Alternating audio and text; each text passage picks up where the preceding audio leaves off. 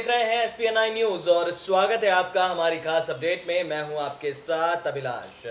इन दिनों लोकसभा 2019 चुनावों का दौर जारी है, वहीं दूसरी तरफ मध्य प्रदेश में घमासान मचा हुआ है।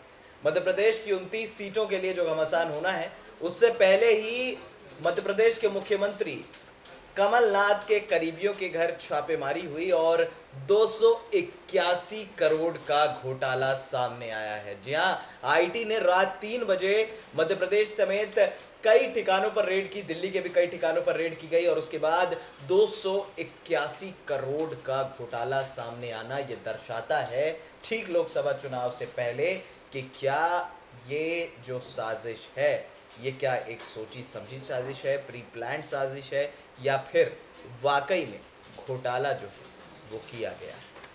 बता दें आपको कि कमलनाथ के करीबी सहयोगियों और अन्य के खिलाफ आयकर विभाग ने बड़ी कार्रवाई करते हुए छापेमारी की, जिसके बाद सियासी घमासान भी मचा। भोपाल में मुख्यमंत्री कमलनाथ के ओएसडी प्रवीण कक्कड़ के सहयोगी अश्विन शर्मा के आवास पर मंगलवार को भी आयकर विभाग की छापेमारी जारी है।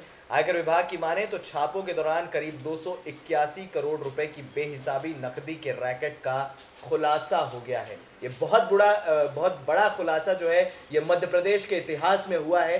281 करोड़ नगद का खुलासा हुआ है। जी हाँ, इस बड़ी कार्रवाई को आयकर विभाग के 300 अधिकारियों ने अंजाम दिया है, जो लगातार इन चीजों पर नजर बनाए हुए थे। इस दौरान 4 राज्यों के 52 ठिकानों पर विभाग ने छापेमारी की।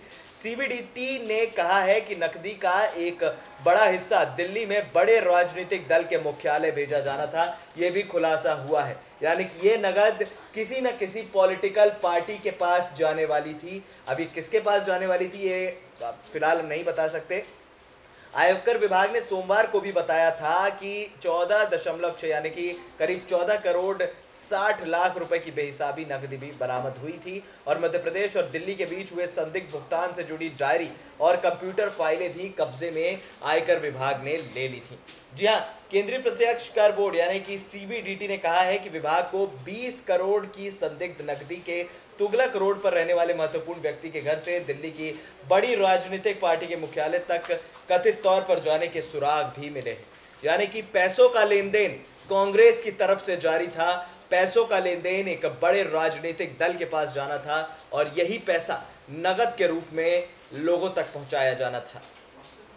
इसी के साथ साथ सीबीडीटी ने देर रात एक बयान जारी कर कहा कि अब तक शराब की 252 बोतलें, हथियार और बाघ की खाल के अलावा करीब 14 करोड़ 60 लाख रुपए की बेहिसाबी नकदी जो है वो बरामद हुई है। बहुत बड़ी रेड है इनकम टैक्स की।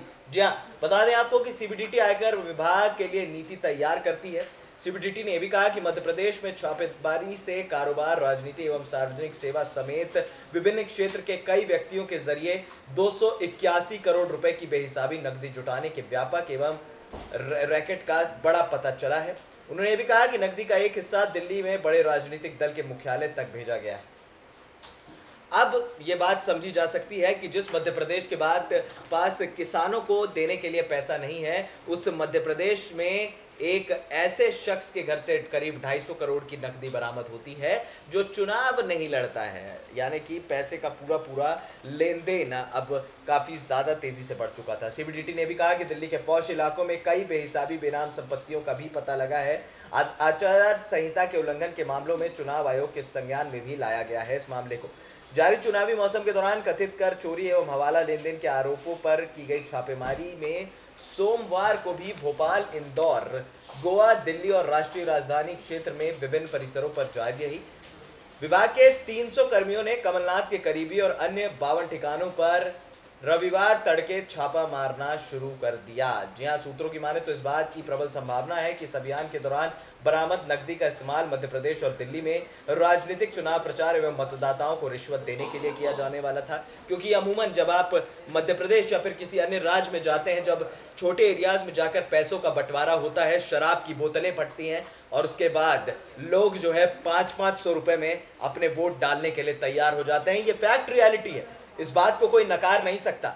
भले ये आचार संहिता के अधीन हो या फिर माफ कीजिएगा आचार संहिता के खिलाफ हो, लेकिन इसके बावजूद इलेक्शन की डेट आने से ठीक 1-2 दिन पहले शराब की बोतलें बंटती हैं, कैश बंटता है, 500-500 रुपए लोगों को दिए जाते हैं और कहा जाता है कि भैया वोट दे दो हमें। जी हाँ, ये हम ऐसे हिंदुस्तान में रह रहे हैं जहाँ हम आधुनिक हिंदुस्तान की बात करते हैं और लोगों से 500 रुपए देकर, शराब की बोतलें देकर हम वोट बैंक खींच लेते हैं। खबरें ये भी है कि भोपाल में एक जगह से जब्त नकदी को लाने के लिए विभाग से एक बड़ी गाड़ी भेजी गई है। जिन लोगों के परिसरों की तलाश ली गई उनमें कमलनाथ के पूर्व विशेष कार्यकारिणी प्रवीण कक्कड़, पूर्व सलाहकार राजेंद्र मिगलानी, अश्विनी शर्मा, पारसमल लोढ़ा, उनके बहनोई की कंपनी मौजर बेयर से जुड़े अधिकारी और उनके भांजे रतुल पुरी भी शामिल हैं। कमलनाथ ने इन छापों पर रविवार को तीखी प्रतिक्रिया दी थी। उन्होंने कहा कि आयकर छापों के बारे में स्थिति अब तक स्पष्ट नहीं है। स्थिति स्पष्ट होने के बाद ही उस पर बोलना उपयुक्त होगा, लेकिन पूरा देश जानता है पिछले 5 साल के दौरान कैसे संवैधानिक संस्थाओं का दुरुपयोग किया गया और किनके खिलाफ इस्तेमाल किया गया। कमलनाथ ने अपने बयान में यह भी कहा था कि इन संस्थाओं का इस्तेमाल लोगों को डराने के लिए किया गया। जब उनके पास विकास और अपने कामकाज के बारे में कहने के लिए कुछ नहीं है तो उन्होंने अपने विरोधियों के खिलाफ इस प्रकार की तरकीब है वो अपनाई है। यानी कि कमलनाथ के मुताबिक इस बार मध्य प्रदेश में बीजेपी जानती थी कि इस बार उनका वर्चस्व नहीं आएगा, 29 सीटों पर वो नहीं जीतेंगे।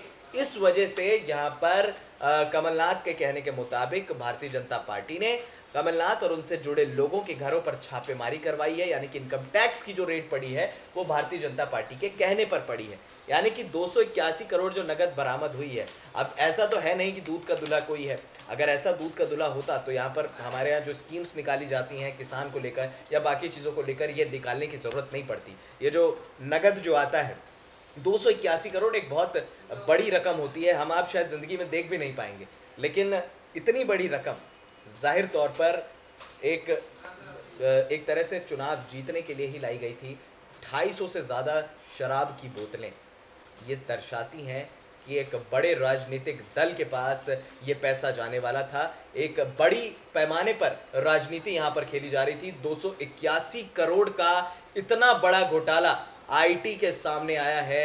ये वाकई में दर्शाता है कि भैया इस बार लोकसभा 2019 जो है वो काफ़ी ज़्यादा तगड़ा होने वाला है। फिलहाल इस खास अपडेट में इतना ही। हमें दे दीजिए इजाज़त और हाँ, हमारे चैनल SPN9 न्यूज़ को सब्सक्राइब करना मत भूलिएगा। नमस्कार।